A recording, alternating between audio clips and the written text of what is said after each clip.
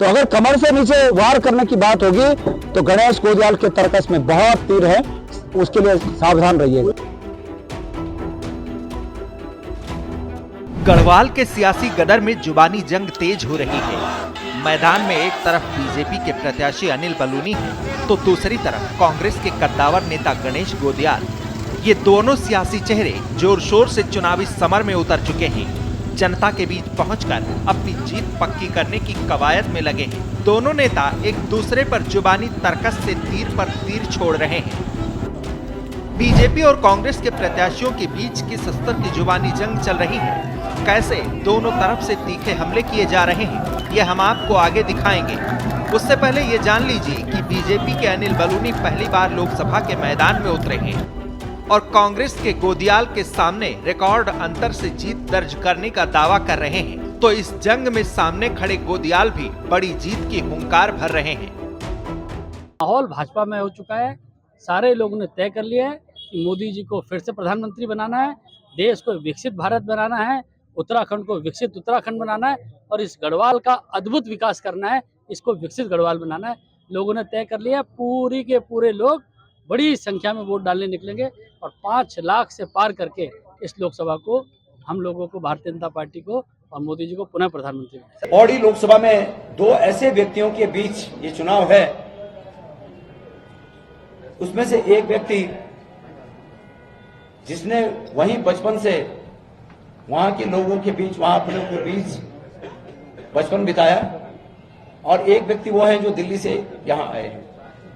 मैं चुनौती के साथ इस बात को कह सकता हूं, मैंने एक दिन कहा था कि अगर भारतीय जनता पार्टी के जो प्रत्याशी हैं वो मेरे साथ आरसों का पाग लगा दें, अगर उन्हें आरसों का पाग लगाना आ जाए तो मैं उनकी श्रेष्ठता को स्वीकार करूंगा। उत्तराखंड के चुनावी माहौल में तमाम आरोप प्रत्यारोप के बीच पलायन का मुद्दा जोर पकड़ रहा है। इसी मुद्दे पर सियासी दल एक दूसरे को घेरने में लगे हैं।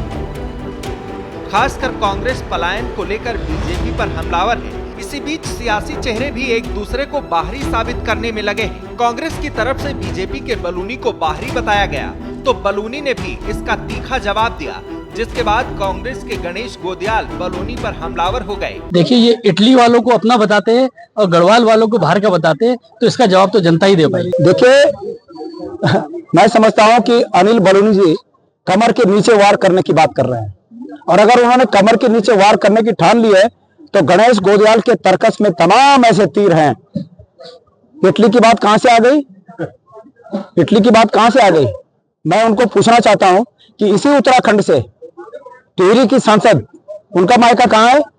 वो इस बात का जवाब दे दें, इस बात का वो जवाब दे दें कि उनकी सांसद का मायका कहां है।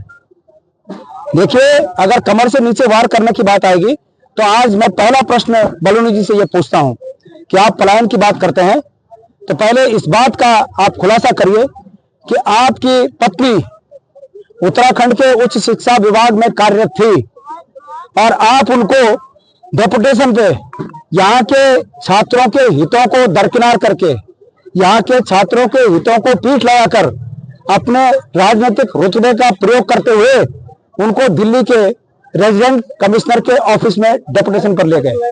तो पलायन की बात करने वाले अपनी पत्नी का खुद पहले पलायन कर रहे हैं। तो अगर कमर से नीचे वार करने की बात होगी तो गणेश गोदियाल के तर्कस में बहुत तीर है, उसके लिए सावधान रहिए। तो सुना आपने कैसे सियासी युद्ध के बीच जुबानी हमले तेज हो गए हैं। इस हमले में बिलो द बेल्ट जैसे शब्द बाण छोड़े जा रहे हैं। इस जुबानी हमले के बीच पहाड़ की वादियों में न सिर्फ सियासी पारा हाई है बल्कि पलायन जैसे आरोपों के बीच पॉलिटिक्स का शो भी हाउसफुल चल रहा है। श्रेष्ठ उत्तराखंड पर खबरों से जुड़े रहने के लिए चैनल को सब्सक्राइब करें, बेल आइकन दबाएं और देखते रहें श्रेष्ठ उत्तराखंड।